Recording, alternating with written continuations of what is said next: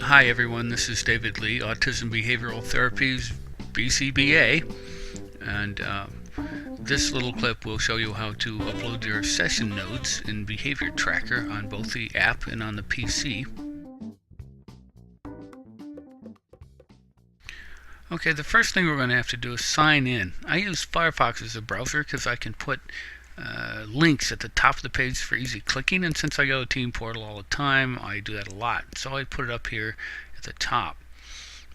Once you click and you go to the website, you can see that there's a username and a password you got to put in. Those will be provided, the username, so you can get in there. It's a secure connection.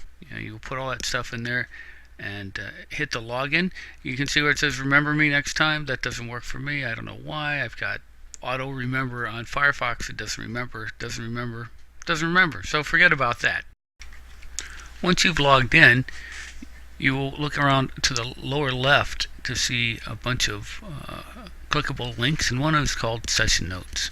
So you're going to click on Session Notes and you're going to come to this screen. When you get to the Session Notes screen, you can see it there. You will see a pull down drop down menu, and it'll have a bunch of kids in there, a bunch of clients, and you will pick the client that you're writing the session note for. You can see from this one that there's already a session note started. This is a dummy test for privacy reasons. There's already a session note. You are going to add a session note. You can see it up there on the right. Now we're looking at the blank fillable screens that you put in the information for your session note. So at the top, you just start at the top and you fill them in as you go down. You start by putting the date and the time in there. When you put the date and the time in the top one and you go to the next, like the end date and the time, it automatically decides what it thinks is correct. So you have to correct that over and over every time. So you just get used to that idea. Always proofread work, they say. After that, you can put in an observer. I am usually the observer because I'm supposed to be overseeing your sessions. So you could just type my name in there. The location depends on where you were doing ABA. So I put in home usually, but sometimes the client goes out to the park or the stores or something, and we put that in. It'll start, Behavior Tracker will start auto-filling that in for you at some point, which is handy. After that, we put in purpose. So it's an ABA session for most therapists. Sometimes, well, when I write them, sometimes I'm doing an overlap of a therapist, or I'm doing parent education. But usually it's going to be you and the kid, and it'll be an ABA session. So I want you to put ABA session note like this in here, and then in parentheses put your name in there. Behavior Tracker has to be worked around in some way, so it's good to put your name in there so it'll appear in the overall note section. So what do we put in session notes?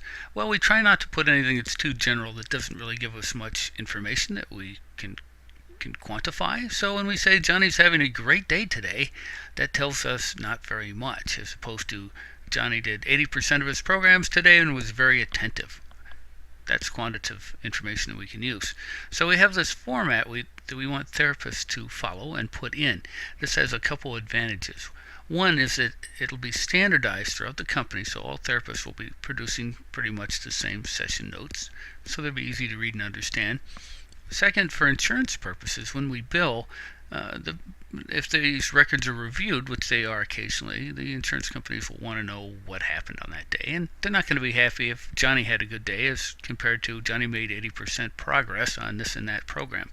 So it helps to standardize records across the company. It helps insurance companies to see that we're actually doing a good job.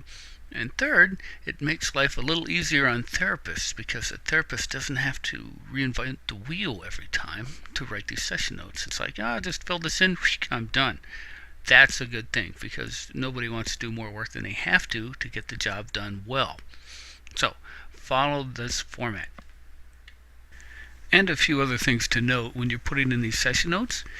You can format it beautifully in a Word document or some other program like that, and then when you paste it in or you type it in, what happens is Behavior Tracker doesn't have very good formatting skills, and it'll turn all that beautiful work into a solid block of text.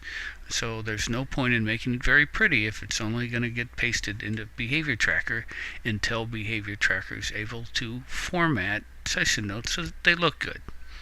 Just a word to the wise. And finally, we come to the part where you could put recommendations in, due dates, who's it assigned to, the status, and add or cancel. So the recommendation, usually I will be reviewing your session note and I will put in approved by David Lee, blah blah blah. So you don't need to put anything in there. The due date you don't currently have to worry about. For assigned to, you'll see that there are people on this list who are not there, or you in fact may not be on this list because somebody has to update that stuff and they haven't yet. So if you're not on there, don't click on there. And the workaround is that we put your name in parentheses further up.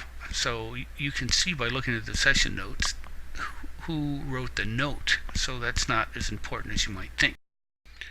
Okay, so for the status radio button, you see there, not started, 20%, 100%.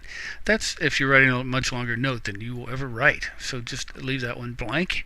And then if you're satisfied with your work, you hit the add session note or you hit cancel. Now you can go back and re-edit it, or at least I can with my permissions. So if I've made an error, I can go back and fix it. So I would never hit cancel.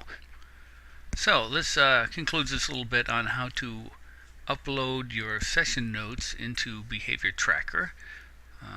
We have a few other things we will probably cover, but this is just a segment on entering your session notes, what they look like, where to put them, and what things to check and not to check. So that's pretty easy. I'll see you for another one of these pretty soon. Bye!